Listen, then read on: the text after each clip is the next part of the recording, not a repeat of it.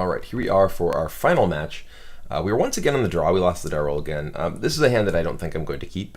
If I had information about what my opponent was playing, and I knew that Helix and Path were going to be strong in the matchup, like for instance, my opponent was playing, say, Burn or Zoo or something, I would consider keeping this hand.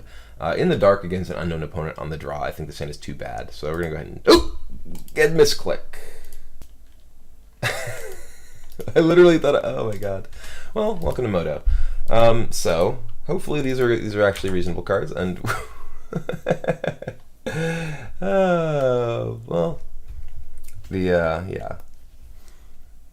These are some of the things that we deal with when we play on Magic Online. That's my own fault. I definitely just clicked the wrong button, but oops. Well, hopefully we're playing against like Affinity or maybe Burn. That's actually a pretty reasonable hand against Burn. We can, ooh, Seachrome Coast. But I haven't seen a Seachrome Coast in a while. I don't know what that represents even. Maybe it's blue, white Merfolk. If it's some sort of control deck, then Stormbreath is potentially quite good. I'm gonna play a Wind. We'll play Arid Mesa. We can get basic plains or basic mountain if we really want to. But we're likely just going to go get a stomping ground. I want to leave this as a fetch land, for the reason that the potential of drawing. What is sleight of hand? Okay, is this one of those ad nauseum decks or something? That's Seachrome Coast is a card that goes into those. Yeah, Temple. Okay, well, this is going to go badly. This removal heavy hand certainly isn't good in those kind of matchups.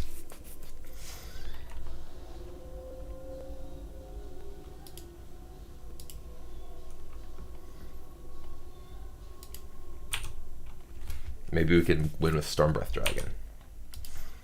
They draw their entire deck and we activate Stormbreath Dragon. How's that going to work? Yeah, this hand is I'm getting punished for my misclick keep, and this is exactly the reason that okay, in the dark a hand like this, very reactive, not what this deck is at all looking to do in general, and particularly when yeah, okay, this is certainly a combo deck. Well, the good news is we have a good sideboard against these decks, and that our game 1 matchup is actually pretty terrible. So there's a very low chance we actually would have won game 1. So I don't feel so bad about, we're just going to Helix our opponent.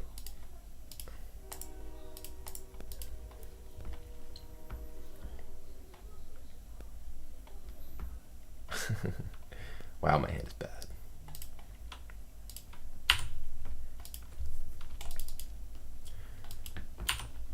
Am I dead yet? Am I dead yet? Am I dead yet? Am I dead yet? Halimar Depths. When your opponent actually plays a Halimar Depths against you,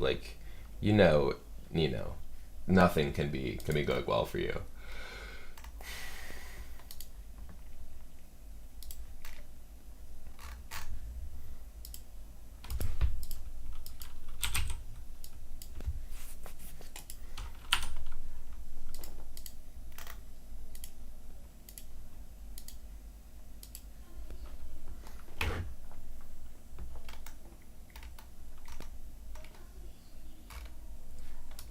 Conjurer's Bauble. Alright. Ooh, a Smiter. Right on time. My opponent is going to be quivering when he sees this. I clicked this button to play my land. What's going on? Play my land, please.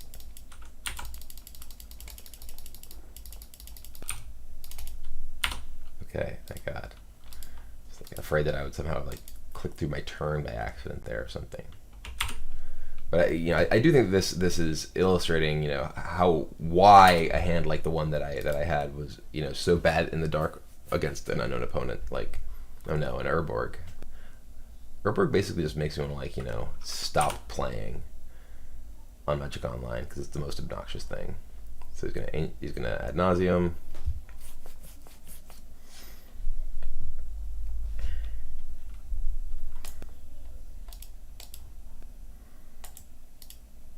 I'm gonna sack this. Ho! How do you like that, buddy? Now I can F6. Haha.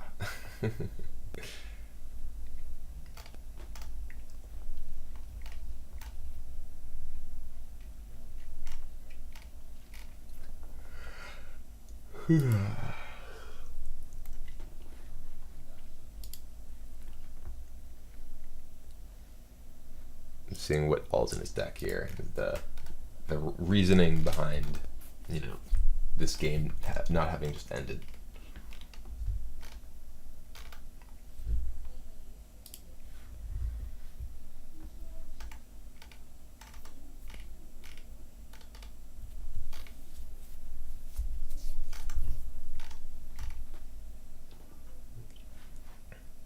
So it's a Slaughter Pact. He has the one Lightning Storm.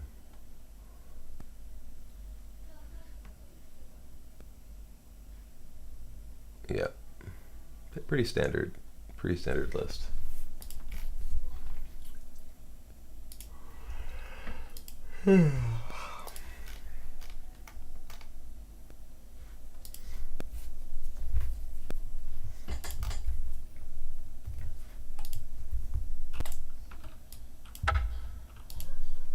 Okay.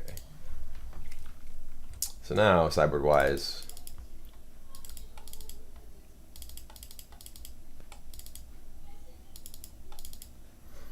so taking out all of these removals is probably take out Storm Breath as well, because it's pretty slow. Johnny's actually, Johnny's like, okay, well, if you lock them, you can try and like blow up other stuff, but probably too bad. Storm Breath can be okay because of Blood Moon. Ooze is bad this matchup. They don't use their graveyard at all. Bolt and Helix are also pretty mediocre. Bolt can be reasonable just because it helps clock them. I think one of these. Both Grudge and Silence are pretty good because they do use a significant amount of artifact mana in order to actually be able to cast their stuff on time, I think. But Thalia is obviously excellent. Blood Moon's excellent. And yeah, let's go ahead and try this.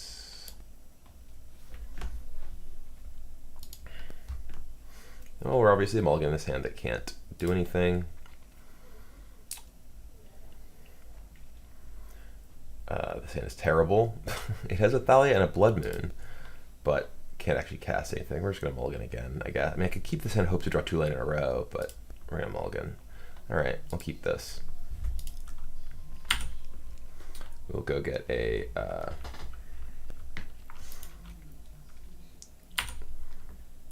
Sacred Mesa with this. Sacred Foundry. If only I could get Sacred Mesa.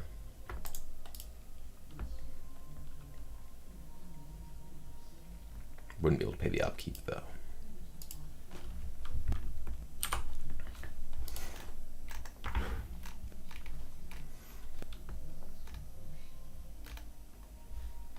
Oh, right on time. Wild Nicodle. I'm actually going to lead with Thalia here. It's going to stop my opponent from playing like any sort of artifact mana creatures or artifact mana or anything like that. Next, I can play both Tarmogoyf and Nicodle.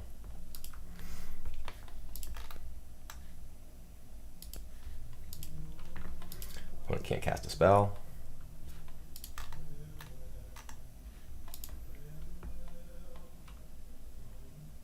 I guess you'd like suspend a Lotus Bloom or something.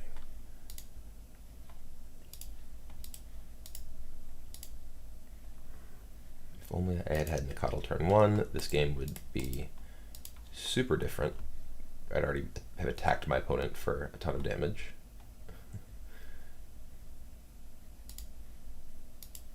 But right now we have a pretty good clock and reasonable disruption with the Thalia here.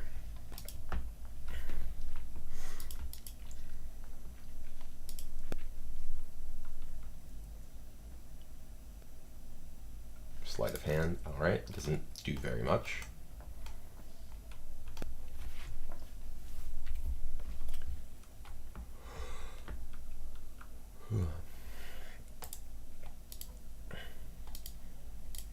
And Bolt just to grow Thalia here, or grow Goyf here.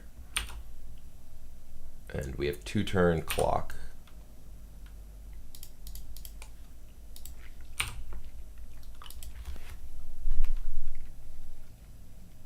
Our opponent can like pact here or something, but then still has to pay for pact next turn, and we attack for a ton of damage.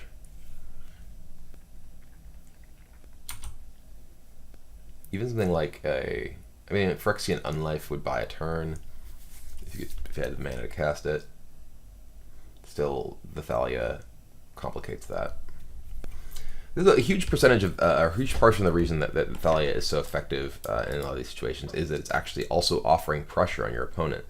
You know, if you just have disruptive cards that we're attacking for lethal. Oh, he's gonna Angel's Grace with both the Sunburst. That doesn't make any sense. Why would you do that? Okay, I will attack you for lethal.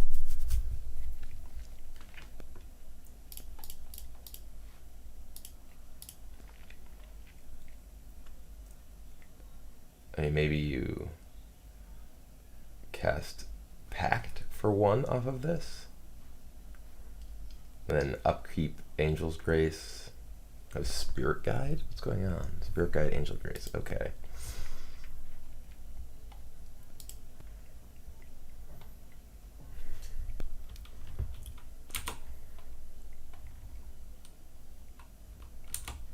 Maybe he's going to cast Slaughter Pact off of this as well. And then, no, I still don't see that really working. I'm trying to figure out how this goes wrong.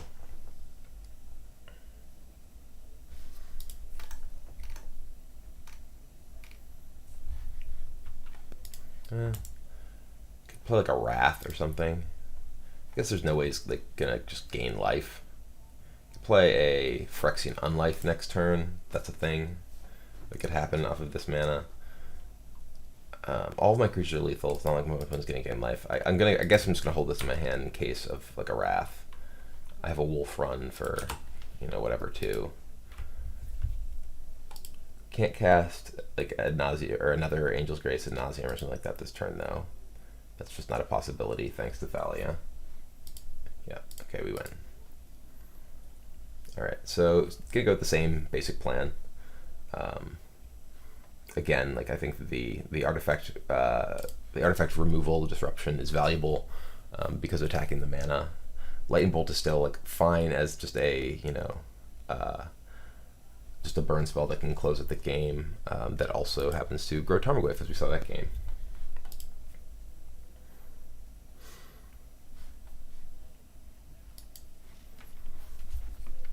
This hand is okay.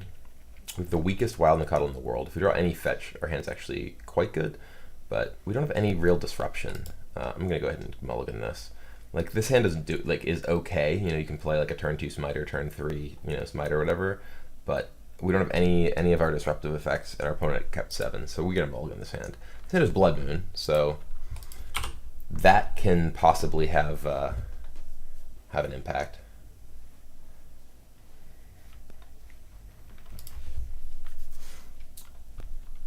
If I draw a mana creature, this thing could be excellent.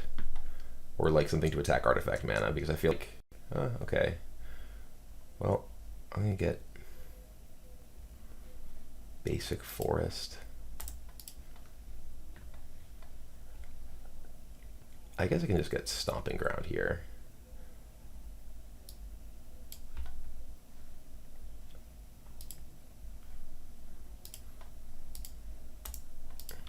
Get Basic Plains next turn, and then Basic Forest after that.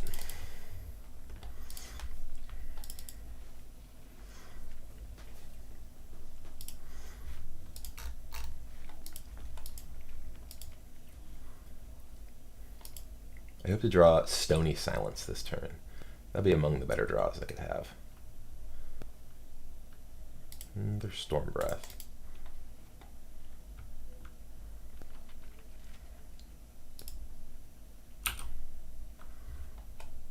Storm Breath's a pretty good way to end the game under Blood Moon, but not really particularly fast pressure per se.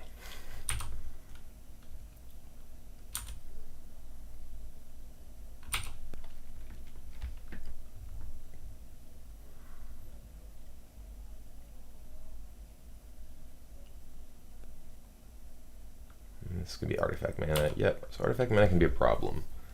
This can potentially, well, the deck needs, well, there's Stony Silence. You're not quite on time, but still good. I think I play Blood Moon this turn and then Stony Silence next turn.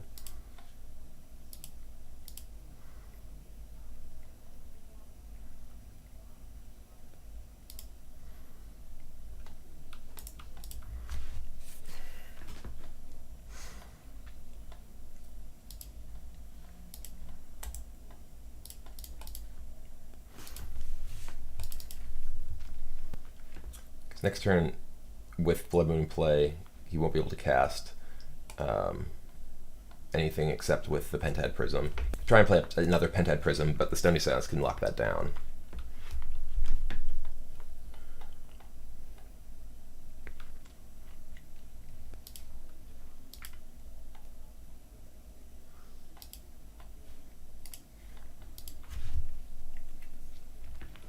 Uh-oh. That's Phyrexian Unlife. Okay. Well now,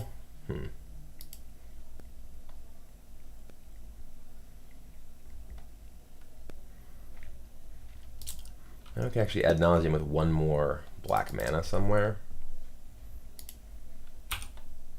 Though I don't know how my opponent can cast another spell, because he is currently under Blood Moon, and I don't think that deck has any basic land. I guess, like, can literally cast nothing, right? Like, is there anything that you can do with Blood Moon and Stony Silence in play? This, by the way, I think is a great example. Oh, Lotus Bloom. Okay. That won't do anything, though, even when you do eventually play it. Are you casting a Simian Spirit Guide? We're going to race.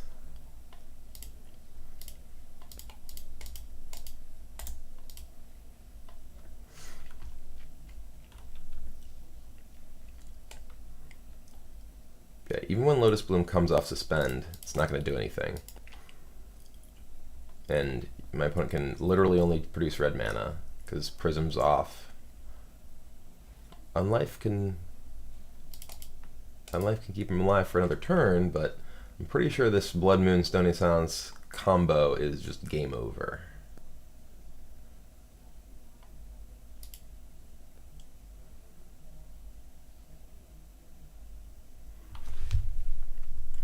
But yeah, as I was saying, this is, you know, these are just such powerful and various, like, broad-reaching hate cards. You know, this isn't the matchup that I have Blood Moon in my deck for. This isn't the matchup I have Stony Silence in my deck for. But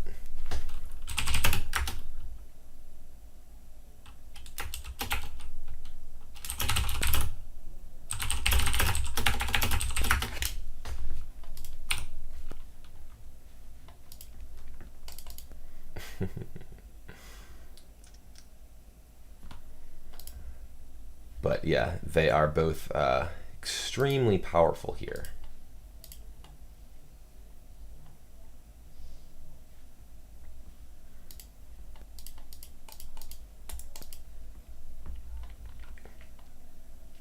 I can keep a Storm Breath back on D if I want. And I can actually Storm Breath and then Monstrous one next turn. I want to just Lightning Storms here. What would he do? What would I do? Just cast Lightning Storm.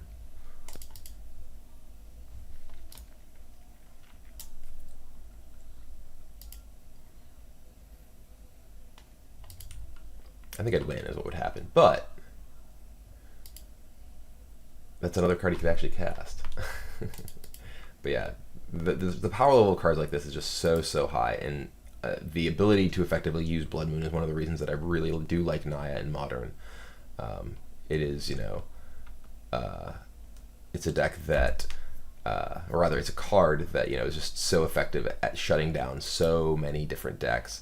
In there, it's not like they are ones that you necessarily have in mind when you put the card in your sideboard, but they are decks that that exist, that are out there, that are important to have some way to deal with. And you're already sort of a powerful proactive deck in the first place, and having the ability to sort of totally shut down decks with sideboard cards like Blood Moon and like Stony Silence, I think is a huge part of the deck's appeal. So, Monstrous My Dragon.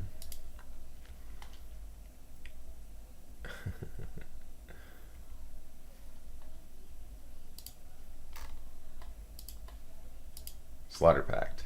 Okay. Man, I didn't get to Monstrous My Dragon. It didn't resolve. He has 4 poison and a lethal upkeep trigger with no way to pay it. It's like, yes, you can bring the Lotus Bloom in, but can't use it.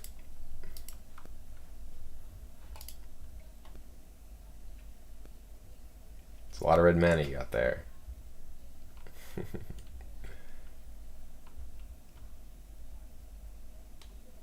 Is he using it on something? I was trying to pay that. No, not gonna work. I see the 2 colorlesses. 2 of the red is gone, which is the 2 colorless for this. So there we go. So we are the winners. So yeah, I mean, I played against 4 different decks, and several of them were combo style decks, and while the Storm deck did defeat us, it was a narrow victory. I feel like. And I do think that Thalia did a lot of work against both that and this opponent, so I was definitely happy with that. Stormbreath Dragon was sort of basically just the same card as Thundermaw in these games would have been, but again, we didn't really run into any of the opponents who we were really particularly interested in the Stormbreath swap for. The fact that Stormbreath Dragon and Thundermaw are in a lot of the matchups interchangeable does lead to some somewhat lean toward the Stormbreath side, I think, because if the marginally bigger creature doesn't matter that much in a lot of matchups, the protection from white very well might. So I didn't mean to rhyme, but now we're out of time, and I will see you next time. I just used time again twice. I'm a terrible rapper.